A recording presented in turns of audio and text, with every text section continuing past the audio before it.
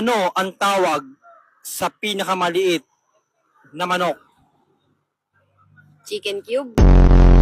Mama, wala akong gana. Anak, pang-limang plato mo na yan, wala kang gana? Nakakatakot ka, baka pumutok ka. Wala akong gana pumasok.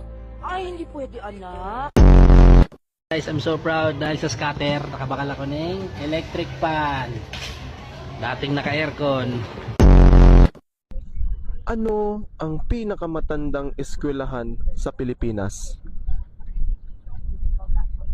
Senior high. Parang ginagawa mo pare. Nais na ako bro. Bakit?